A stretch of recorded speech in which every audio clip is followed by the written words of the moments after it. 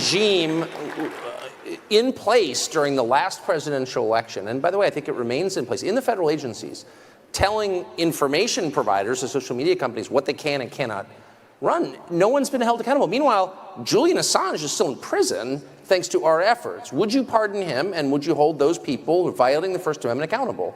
So these people that violated the First Amendment, they need to be held accountable for that. People died as a result of that because they were censoring truthful information about COVID that if people would have adopted those policies, the country would have been better off. Individual states would have been better off. And so I think it had a profound effect.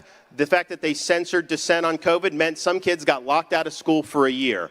The fact that they censored dissent on COVID meant that some people took some of these booster shots when they didn't need to, and they ended up having an adverse reaction. So it had major, major impact. So I think not just with the censorship, I think everything involving COVID, I think there needs to be major, major accountability, because if there's not, if you don't have a reckoning, they are going to do it again.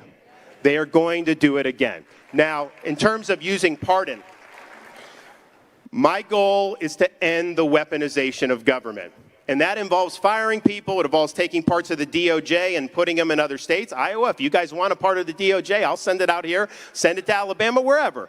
And we're going to do that. We're going to take power out of Washington. But part of what you need to do, if you have a two-tiered system of justice, you need to make sure if there's some people that got away that shouldn't have, they need to face the music. And if there are other people that are getting targeted through abuse of government, then there needs to be use of the pardon power. So the day after the election, we're going to open up an ability for people to submit applications, ask for the pardon based on whether they were treated dissimilarly or whether the government mobilized against them. And so we're going to do it the front end of the administration. I'm not going to wait till my last day in office. Do it the front end. And if people are doing that, and that's part of ensuring a single standard of justice, we will be willing to use the pardon power. It's going to be done on a case-by-case basis because I'm a governor, and I've actually had to look at these things, and you owe it to everybody to do that. But we will be issuing pardons, and that'll be determined based on the facts and circumstances at the time.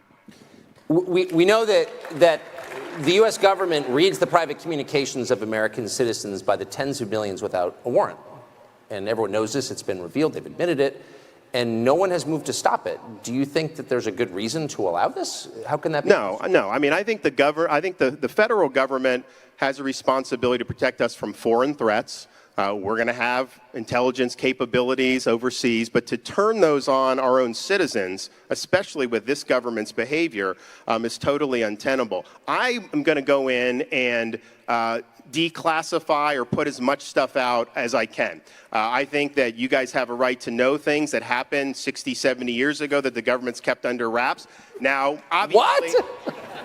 Obviously, if things that are more recent, if there's stuff, I mean, you have to make those judgments. But my default is going to be that they're going to have a high burden to justify why it shouldn't be public for some of these main things that we all talk about that have occurred in the past, because the government uses classification as a way to evade accountability for itself. I think there is a legitimate use of classified information, but it's like what should be classified and what actually is like so much more. And so it's all about protecting their power. But it's a huge, huge problem in how they've conducted this. And to turn the government on the American people, that's the founding fathers' worst nightmare.